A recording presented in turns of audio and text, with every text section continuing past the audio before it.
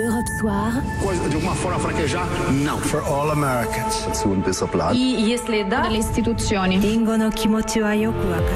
Laurent Bazin sur Europe 1. Le Monde dans votre radio à 18h presque 50 avec Sophie Larmoyer comme toujours. Bonsoir Sophie. Bonsoir à tous. Direction l'Australie pour commencer, où la guerre contre la pédophilie est déclarée avec, vous allez le voir, les grands moyens.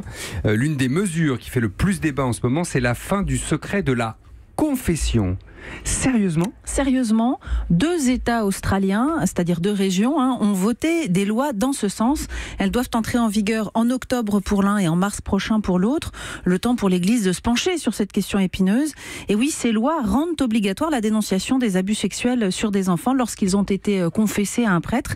Et d'autres États australiens devraient suivre, car c'est l'une des 189 recommandations de la Commission royale qui s'est longuement penchée sur l'énorme scandale des crimes sexuels sur les enfants dans les institutions australiennes. Mais très concrètement, les tribunaux peuvent obliger un prêtre à dénoncer un prédateur sexuel ? Alors l'Église répond non, qu'il ne peut pas y avoir d'exception au secret de la confession. Le Code de droit canonique prévoit d'ailleurs qu'un confesseur qui trahirait un pénitent serait excommunié. Donc vous avez compris que c'est pas un débat résolu. Les autorités religieuses répondent que leur rôle, c'est d'inciter le criminel à se dénoncer à la justice. Ces nouvelles lois rouvrent en Australie un débat qui existe ailleurs.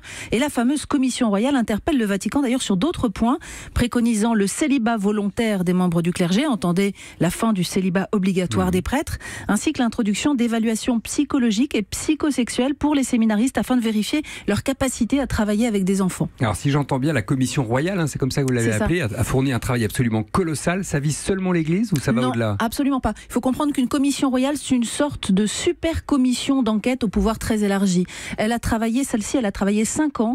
Depuis début 2013, elle a reçu plus de 40 000 appels, 26 000 lettres, des témoignages de près de 17 000 victimes entrées dans son champ d'action. Elle en a auditionné plus de la moitié, 8 000 personnes de 7 à 93 ans, mais la majorité avait la cinquantaine, des gens qui ont été abusés dans une institution d'État, donc école ou club de sport par exemple, ou une institution religieuse. Et en décembre dernier, cette commission a rendu un rapport de 17 volumes, accablant sur l'absence de protection des enfants. Et au-delà du constat, son rôle était de suggérer des réponses à apporter aux victimes.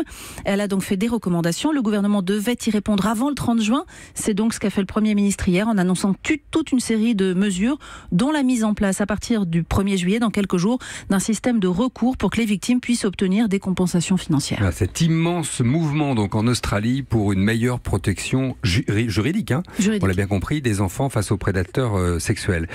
On va maintenant aller au Mexique où la campagne électorale a pris une tournure absolument incroyable. Les Mexicains, il faut que vous le sachiez, vont voter dans 15 jours pour élire leur président, leurs députés, leurs sénateurs et leurs maires. Donc c'est un énorme mouvement électoral.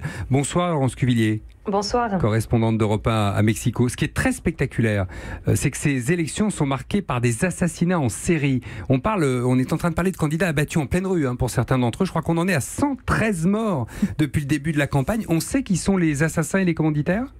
Qui, c'est difficile à dire. Il est probable que les enquêtes n'aboutiront jamais parce qu'au Mexique, 98% des crimes ne sont jamais résolus.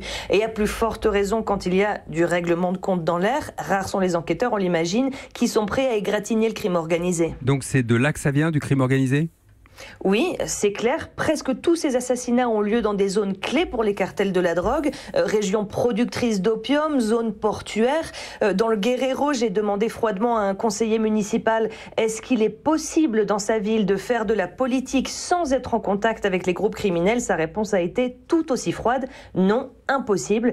Et il en sait quelque chose d'ailleurs. Dans cette ville de Chilapa, 2 candidates ont été assassinées cette année. Et au cas où on aurait compté sur la police pour mettre de l'ordre, eh bien non. Le commissaire a lui aussi été retrouvé mort. Donc tout le monde laisse faire finalement ? Il y a au moins des tentatives de solutions. Par exemple, à Chilapa, c'est l'évêque qui a pris une initiative très controversée, rencontrer plusieurs chefs des groupes criminels locaux pour négocier avec eux un pacte de non-agression contre les candidats.